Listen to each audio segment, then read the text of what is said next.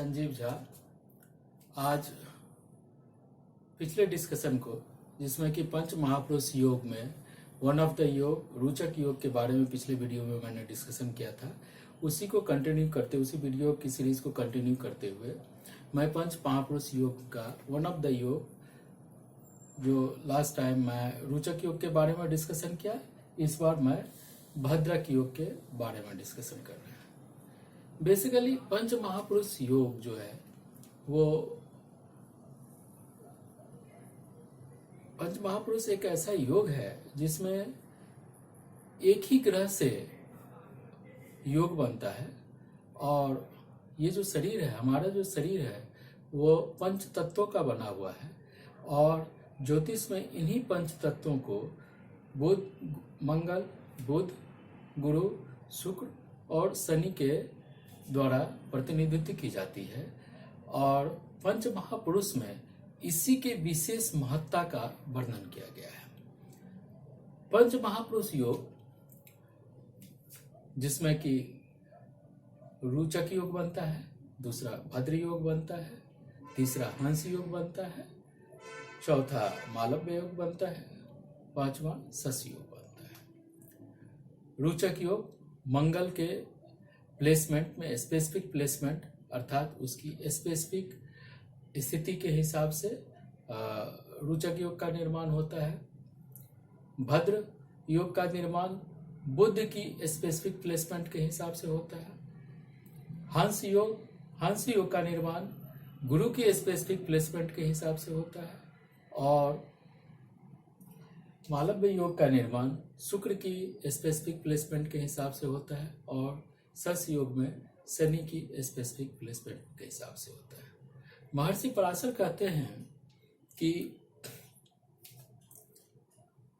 भद्र योग का निर्माण कुंडली में तब देखा गया है जब बुध अपनी स्वराशि में हो या अपनी उच्च की राशि में हो। बुध का स्वराशि मिथुन और कन्या कहा गया है। कन्या ही बुध का उच्च का राशि है, मतलब बुध कन्या में उच्च के होते हैं।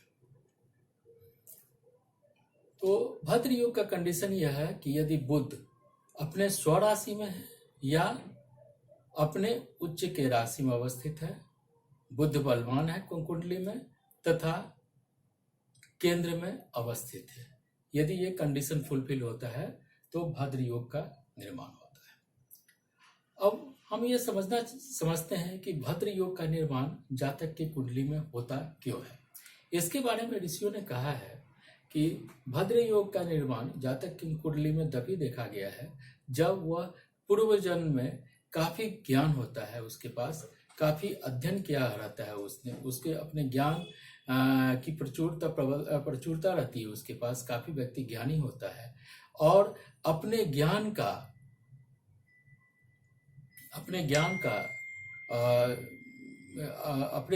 को उस व्यक्ति ने, उस जातक ने अपने पूर्व जन्म में अपने शिष्यों को भी बांटा है, और अपने शिष्यों के माध्यम से उस ज्ञान का प्रचार प्रसार भी किया है।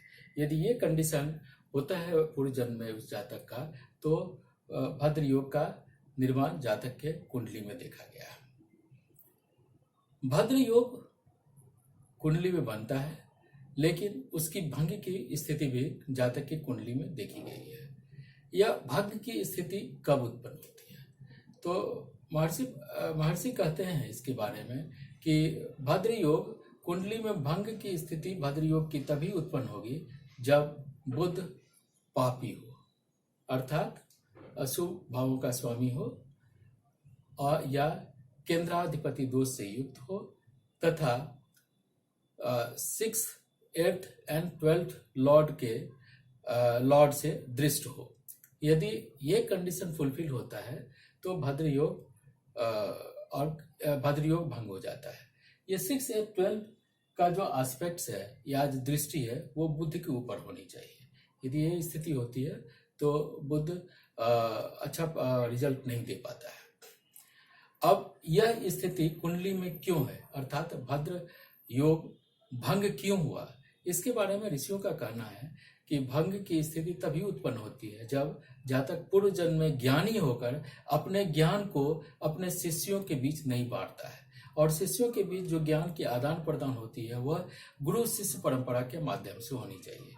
शेयरिंग ऑफ द नॉलेज यदि आप करते हैं तो उसमें नॉलेज का स्प्रेड नहीं माना गया है। और भद्रक योग भंग की स्थिति तभी होती है जब आप शेयरिंग ऑफ नॉलेज गुरु शिष्य परंपरा के हिसाब से करते हैं और शिष्यों के माध्यम से उस ज्ञान का प्रचार प्रसार गुरु शिष्य परंपरा के माध्यम से होती है। तभी यदि नहीं हुआ, यदि गुरु शिष्य परंपरा के हिसाब से नहीं होता है तो अवश्य ही भद्रक योग भंग हो जाता है। अर्थात यदि इंसान ज्ञानी हुआ, पूर्व जन्म में ज्ञानी हुआ और अपने ज्ञान का शेयरिंग अपने शिष्यों को करता है गुरु शिष्य परंपरा के हिसाब से, तो उस ज्ञान का प्रचार प्रसार होता है और योग भंग नहीं होता है। लेकिन यदि पूर्व जन्म में मृत्यु से पहले यदि उस ज्ञान का प्रचार प्रसार या उस ज्ञान का आदान प्रदान गुरु शिष्य परंपरा के हिसाब से शिष्यों में नहीं किया गया है, शिष्यों को नहीं दिया गया है, तो भद्र योग भंग हो जाता है।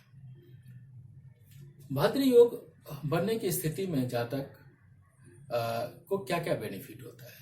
तो जब भी भद्र योग बनता है तो जातक काफ़ी प्रतापी होता है, जातक का इंटेलिजेंट लेवल काफ़ी हाई होता है।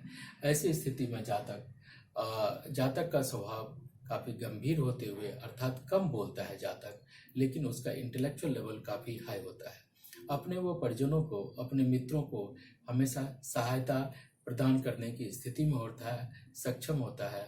वो व्यक्ति काफ़ी धनवान होता है, ऐश्वर्यशाली होता है तथा पांडित्य उसके पास होती है। पांडित्य अर्थात काफ़ी ज्ञानी होता है वह व्यक्ति योग को जानने वाला होता है तथा स्वतंत्र विचारों का स्वावलंबी होता है। स्वतंत्र विचारों के माध्यम से कार्यशील होता है।